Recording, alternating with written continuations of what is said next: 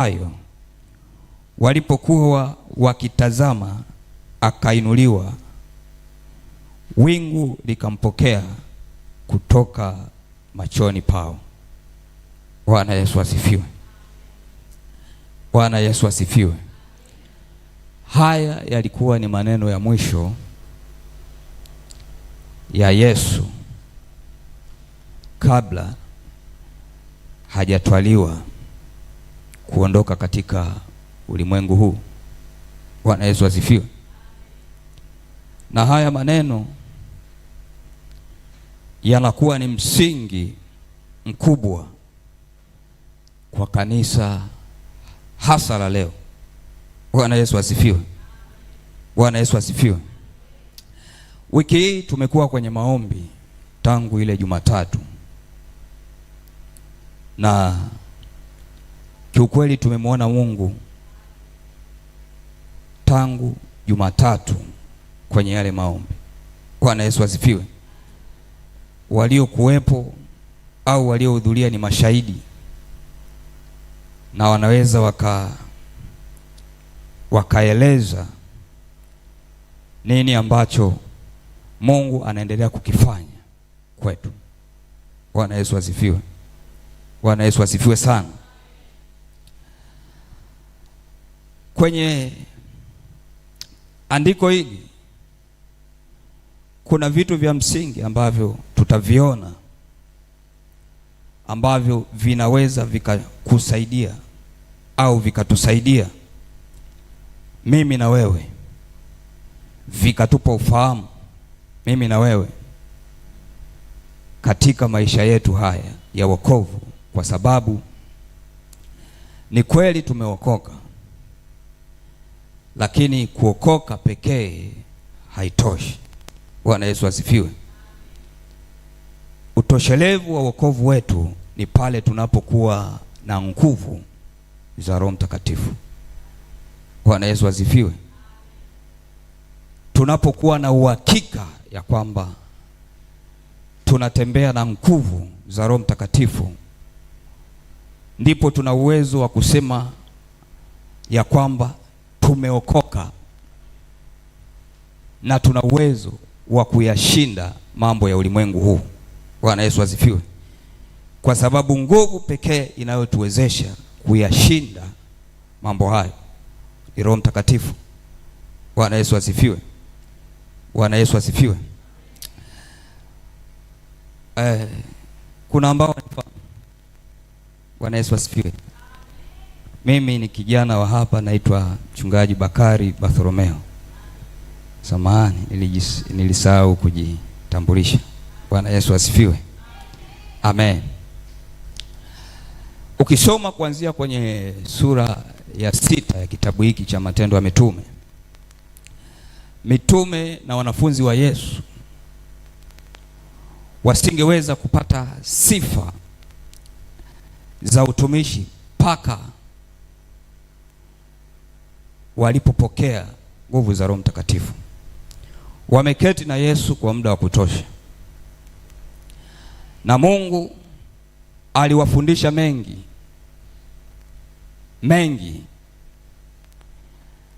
waliyaona kwa vitendo, waliyashuhudia.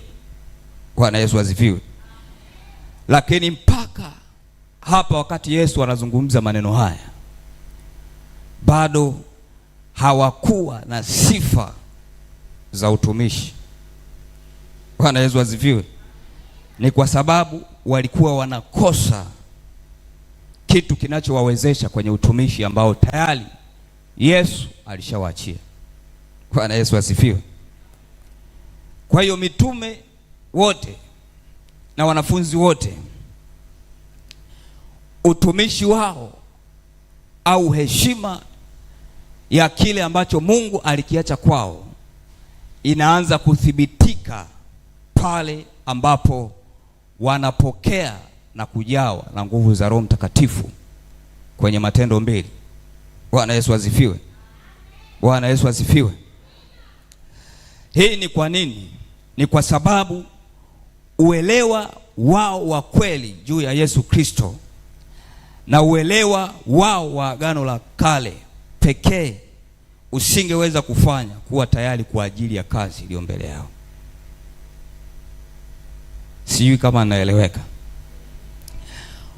Namna walivyokaa na Yesu, wakamuelewa, wakamjua yeye ni nani, na wakathibitisha yeye ni nani, na ujuzi au maarifa waliokuwa nayo juu ya Agano la Kale hayakuwatosheleza zaidi kwa kazi kubwa ambayo ilikuwa mbele yao. Na ndio maana Yesu anawapa agizo, anawaachia agizo ya kwamba msitoke Yerusalemu mpaka mtakapovikwa na nguvu za Roho Mtakatifu, kwa sababu alijua kwamba wasingeweza kufanya chochote bila ya hii nguvu. Bwana Yesu asifiwe. Kwa sababu ukisoma hata kwenye Biblia, Yesu mwenyewe kama kielelezo anatuonesha kwamba wakati anaanza utumishi wake, naye ilibidi ajawe na nguvu za Roho Mtakatifu, kwa sababu Roho Mtakatifu ndiye aliyekuwa akimwezesha katika yote aliyokuwa akiyafanya kwa nyakati zile. Bwana Yesu asifiwe. Bwana Yesu asifiwe. Kwa hiyo tunaona umuhimu mkubwa wa Roho Mtakatifu, kwa kuanzia kwa Yesu Kristo kama kielelezo cha kanisa, kwa kuwa alipokea nguvu ya Roho Mtakatifu kwanza kabla ya kuanza kufanya huduma ambayo ilimleta hapa duniani. Kabla ya kuanza kuutangaza ufalme wa Mungu, ilibidi kwanza apokee nguvu za Roho Mtakatifu. Na hivyo hivyo hata baada ya kuacha agizo kwa wanafunzi wake, hivyo hivyo ilibidi kwanza awape maelekezo ya kusubiri kwanza.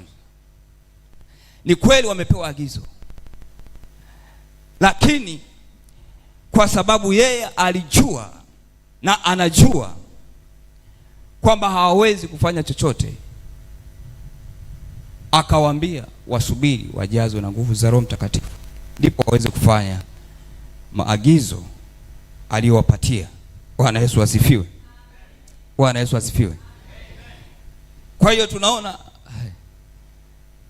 namna Roho Mtakatifu alivyokuwa muhimu sana kwenye maisha ya muamini kabla ya kufanya jambo lolote. Bwana Yesu asifiwe. Kabla ya kuchukua hatua ya kutenda jambo lolote. Bwana Yesu asifiwe. Ukisoma kitabu cha Samueli wa kwanza ile sura 16 mstari wa 13, pale tunaona Daudi anapakwa mafuta na Samueli kwa ajili ya kuwa mfalme. Je, isingewezekana labda kuwa mfalme tu, kutawala pasipo kupakwa mafuta? Bwana Yesu asifiwe. Ni kwa sababu kanuni ya Mungu ni kwamba kama kuna utumishi, kama kuna agenda, kama kuna jambo lolote ambalo Mungu ameliweka ndani ya muamini na anataka kumtumia mtu huyo, ni lazima kwanza mtu huyo ajawe na nguvu za Roho Mtakatifu. Bwana Yesu asifiwe. Bwana Yesu asifiwe. Kwa hiyo tunaona matokeo ya ufalme na utumishi wa Daudi ni kwa sababu alijazwa na nguvu za Roho Mtakatifu, alipokea upako wa Roho Mtakatifu. Bwana Yesu asifiwe. Na baada ya kupokea upako wa Roho Mtakatifu, ndipo tunaona Daudi anakuwa mtu mwingine, anakuwa tofauti na hata wazazi wake waliomlea, ndugu zake waliokuwa karibu naye, kumuona kama ni mtu wa tofauti, kwa sababu ya upako wa Roho Mtakatifu ambao aliupokea kabla ya kuanza kazi na utumishi ambao Mungu aliukusudia kwenye maisha yake. Bwana Yesu asifiwe. Bwana Yesu asifiwe. Kama unaandika, unaweza ukaandika upako na nguvu za Roho Mtakatifu.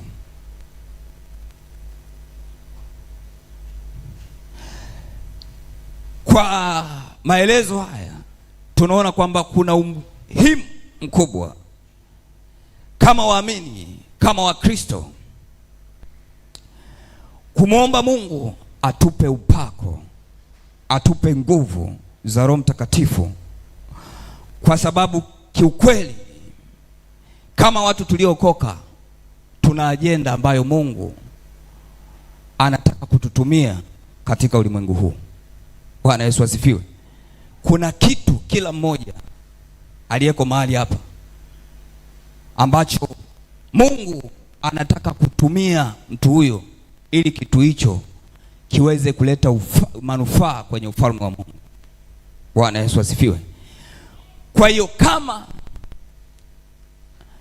tuna ajenda ya Mungu kwenye maisha yetu, kama tuna mpango wa Mungu kwenye maisha yetu, kama watu tuliokoka, hatuwezi kutimiza ajenda hii kwa nguvu zetu, kwa akili zetu, kwa namna tunavyoweza, au kwa watu tunaowategemea, au kwa watu waliotuzunguka.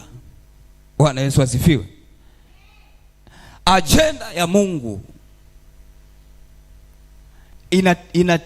inakamilishwa na inawezeshwa kama tukijawa na nguvu za Roho Mtakatifu, kwa sababu Roho Mtakatifu ndiye anayetuwezesha kufanya yote. Bwana Yesu asifiwe.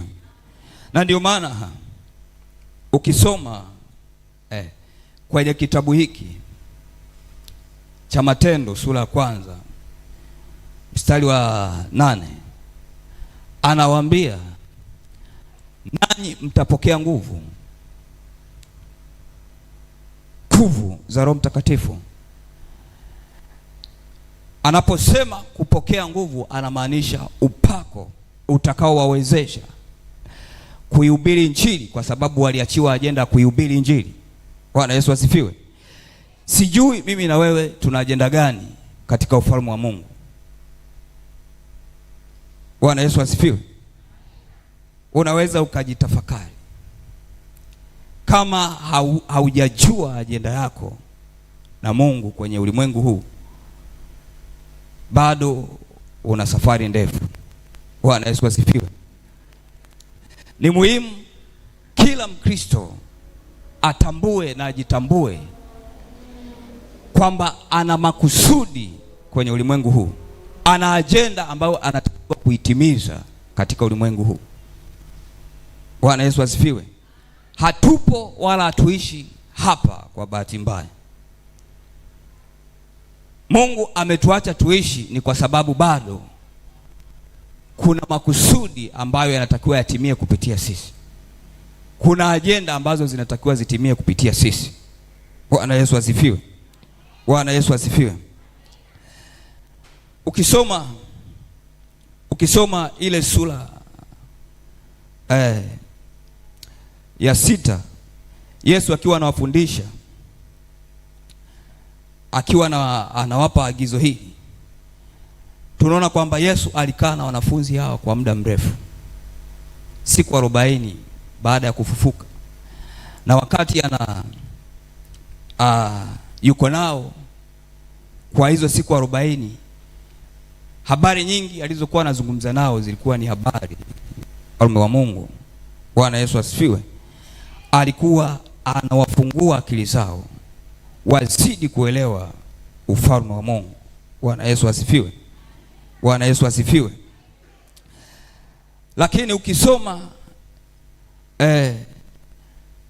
sura ya 7, kuna kitu Yesu hapa anakizungumza cha muhimu. Anasema,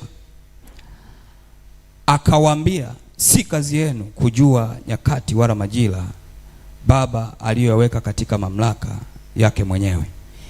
Hili ni jibu analolijibu baada ya wanafunzi wake kumuuliza, je, Bwana, wakati huu ndipo utakapowarudishia Israeli ufalme huu? Bwana Yesu asifiwe. Kwa hiyo wao katika ufahamu wao walijua ya kwamba yale ambayo yalinenwa zamani ya kwamba ufalme wa Mungu utakuwa juu ya Israeli, walijua ni wakati ambapo unakwenda kutimia. Bwana Yesu asifiwe. Wakawa wanauliza, lakini Yesu akawajibu akawaambia kwamba sio kazi yao kujua mambo ya Mungu na ratiba ya Mungu. Bwana Yesu asifiwe. Bwana Yesu asifiwe. Lakini katika yale Yesu aliyozungumza bado hawakuwa na shaka. Na Yesu alizungumza vile akiwa na makusudi, kwa sababu alitaka au alikuwa anatamani waelewe kile zaidi ambacho yeye anakitaka kwao. Bwana Yesu asifiwe. Bwana Yesu asifiwe. Kwa sababu walikuwa na mission ambayo tayari walikwisha kupewa. Bwana Yesu asifiwe. Bwana Yesu asifiwe. Na Yesu kwenye majibu haya anawaonesha kwamba wao ndio wanakwenda kuwa wawakilishi wake hapa duniani. Na tunaona baada ya Yesu kuondoka kwamba taifa la Israeli ndilo linasababisha wokovu kwa ulimwengu mzima. Bwana Yesu asifiwe. Bwana Yesu asifiwe. Watumishi kutoka Israeli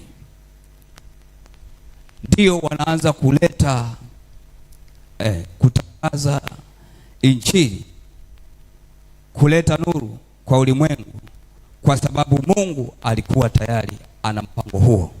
Bwana Yesu asifiwe. Na mpango huo alijua hauwezi kutimia pasipo nguvu za Roho Mtakatifu. Bwana Yesu asifiwe. Bwana Yesu asifiwe.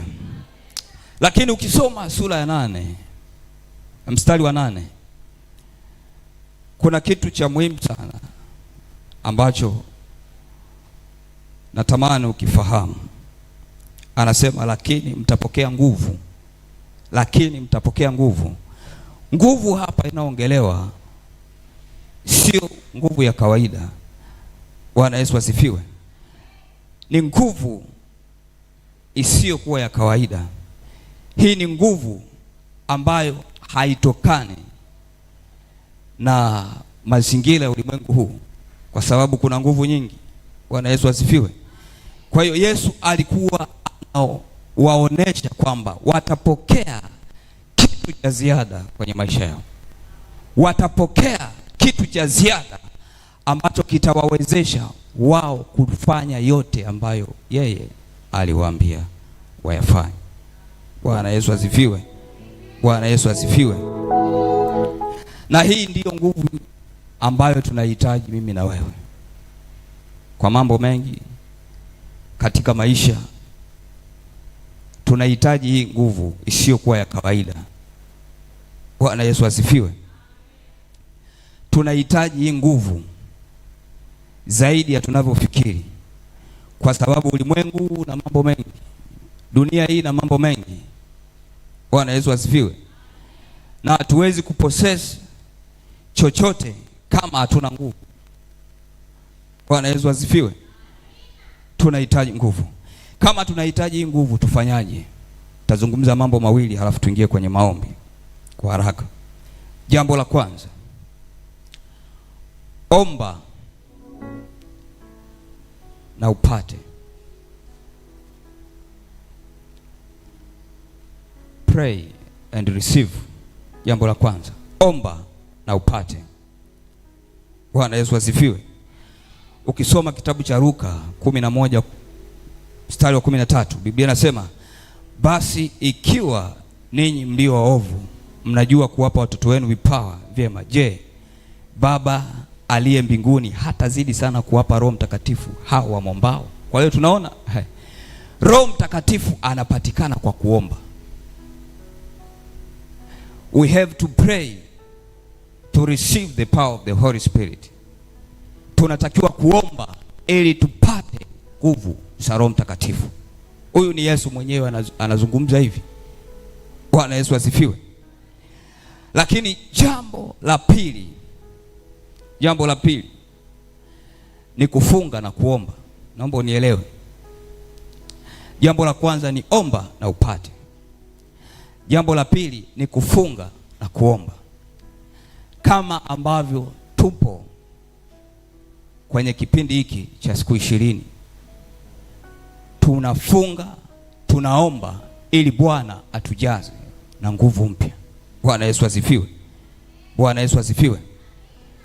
Hapa inamaanisha kumtafuta Mungu kwa bidii, ndipo tuna uwezo wa kupata nguvu hii.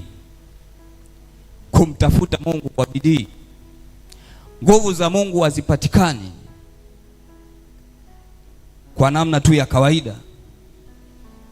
Bwana Yesu asifiwe.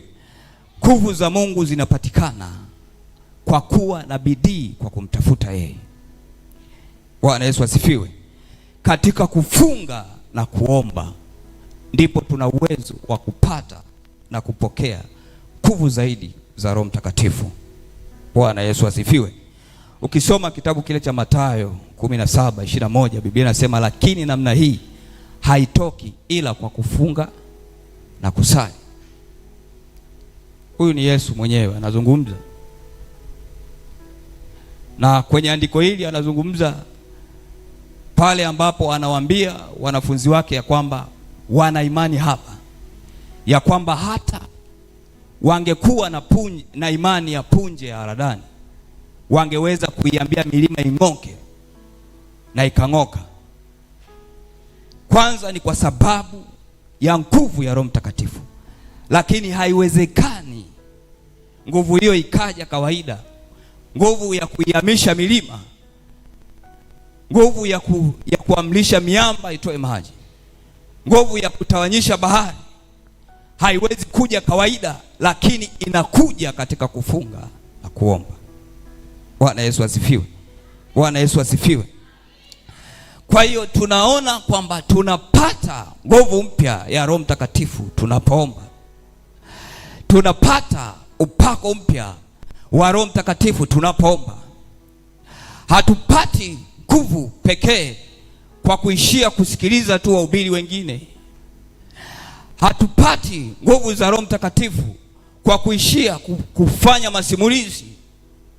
Bwana Yesu asifiwe. Hatuishii kupata nguvu za Roho Mtakatifu kwenye mijadala mbalimbali ya kidini. Tunapokea nguvu za Roho Mtakatifu pale tunapoomba. Tunapata upako wa Roho Mtakatifu pale tunapoamua kuingia kwenye maombi. Bwana Yesu asifiwe. Na ndio maana Mungu kwa sababu anatuwasia mema, anatupenda, akaamua kulituma neno lake ya kwamba tunapaswa kuingia kwenye maombi kwa siku 20. Nia ya kuingia kwenye maombi haya ni kuomba nguvu za Mungu. Nia ya kuingia kwenye maombi haya ni kuomba upako. Nia ya kuingia kwenye maombi haya ni kuomba nguvu mpya. Ni kwa sababu Mungu kuna kitu au kuna mambo ameyaona kana kwamba hayaendi sawa sawa.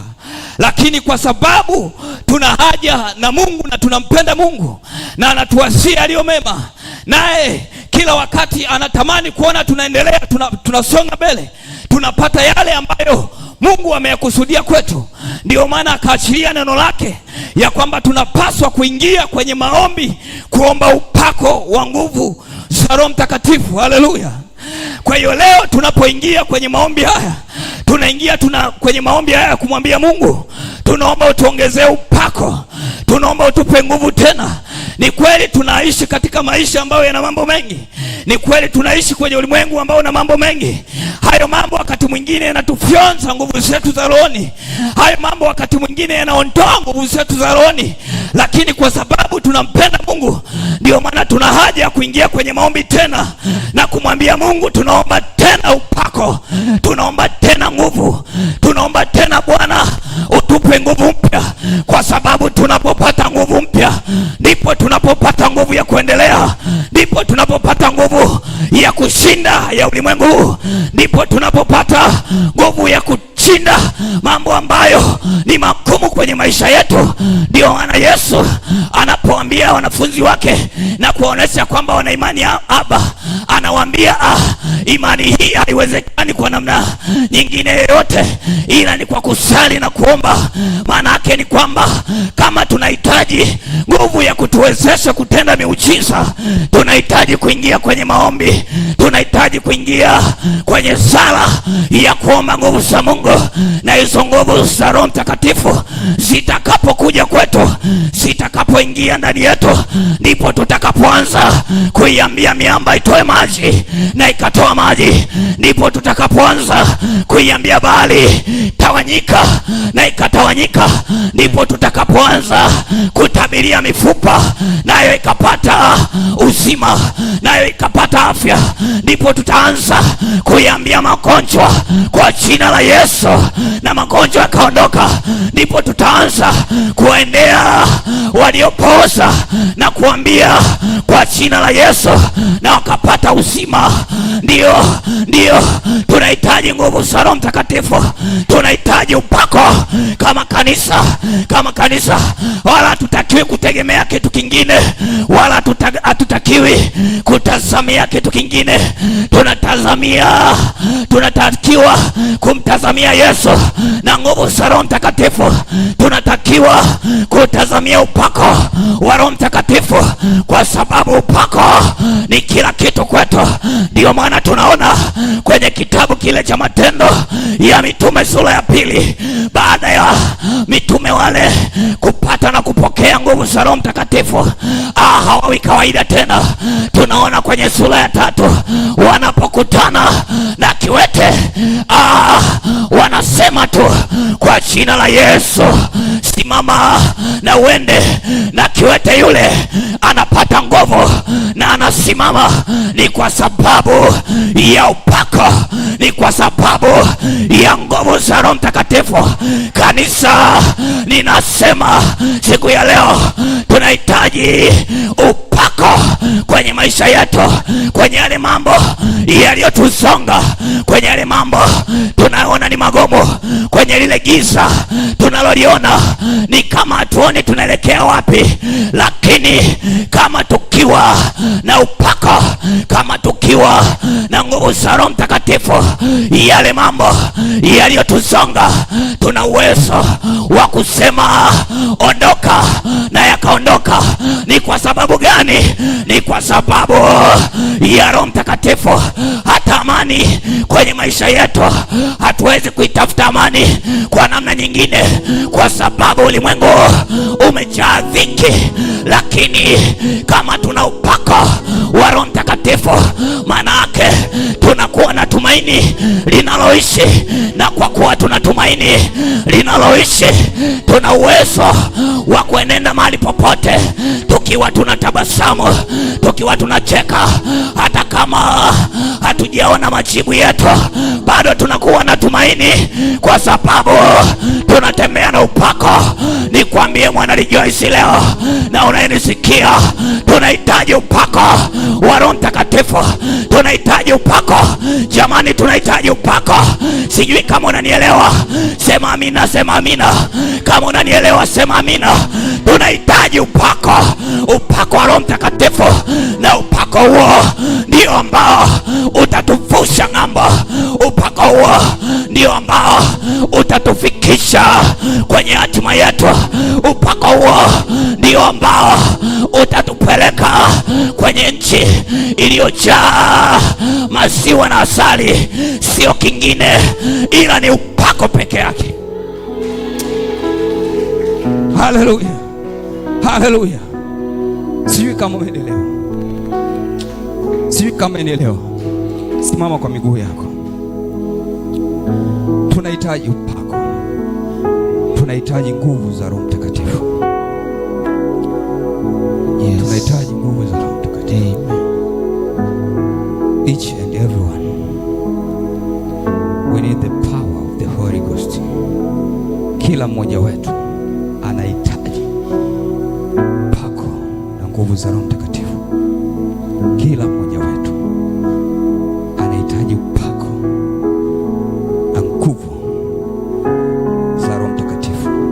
mimi na wewe tunahitaji upako, tunahitaji upako, tunahitaji upako. Mipango tulio nayo ni mingi, mambo mengi tulio nayo yanahitaji upako wa Roho Mtakatifu, yanahitaji upako wa Roho Mtakatifu.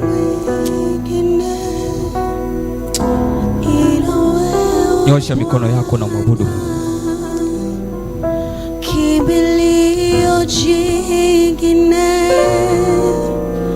ila wewe Bwana. Tunahitaji upako wote.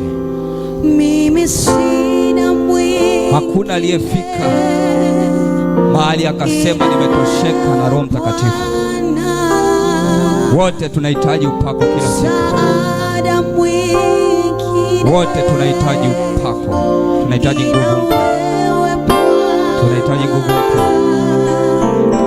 Napenda nikae nawe, ewe Bwana wangu. Nipe na Roho wako awe ndani yangu. Nipe na Roho wako. Mwabudu Mungu kwa kumaanisha leo ni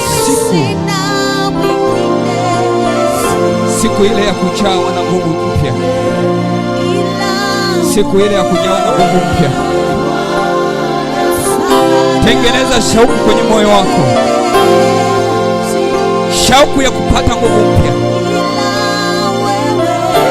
Unaweza ukatazama, unaweza ukafikiri, unaweza ukatafakari. Ni mambo mangapi unahitaji msaada wa Mungu? Ni mambo mangapi unahitaji msaada wa Mungu? Ukigundua kama una mambo unahitaji msaada wa Mungu, basi unahitaji nguvu mpya ya Roho Mtakatifu. Unahitaji upako mpya, upako utakaokuwezesha, upako utakaokuwezesha.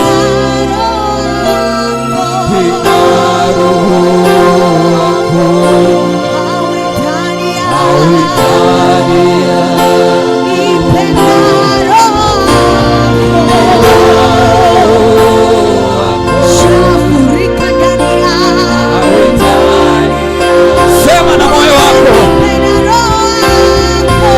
sema na moyo wako. Mwabudu Bwana kwa uzuri wake. Mwabudu Bwana.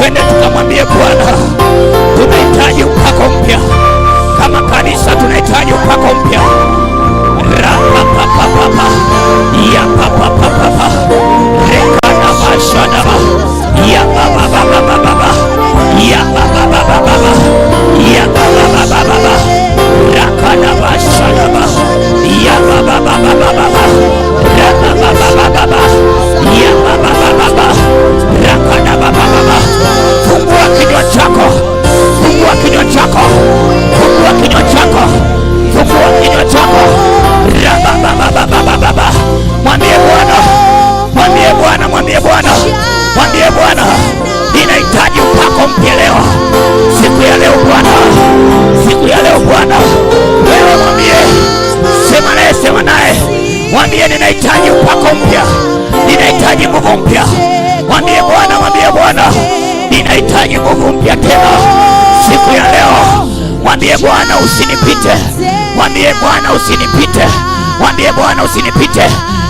Endelea kusema naye, endelea kusema na Mungu wako, endelea kusema na Mungu wako, endelea. Wala sio wakati wa kushangaa wengine, wala sio wakati wa kuwaza mambo mengine. Ni wakati wa kuomba Bwana atujaze tena, atupe nguvu tena, atupe nguvu tena, atupe tena nguvu, atupe tena, atupe tena, atupe tena, atupe tena, atupe tena, atupe tena nguvu mpya, nguvu mpya, nguvu mpya, nguvu mpya, nguvu mpya, nguvu mpya, nguvu mpya, nguvu mpya. Ya baba baba, ya baba baba.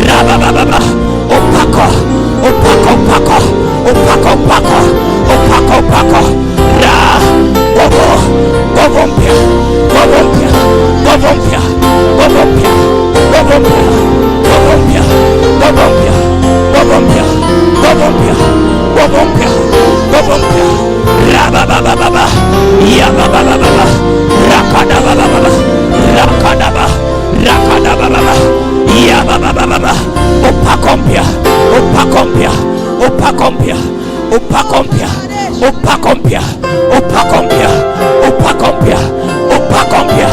Rabababa yakada baba, nguvu mpya, nguvu mpya, nguvu mpya, nguvu mpya, nguvu mpya, nguvu mpya, nguvu mpya, nguvu mpya. Endelea kuomba, endelea kuomba. Bwana, ninahitaji nguvu mpya, nguvu mpya, nguvu mpya.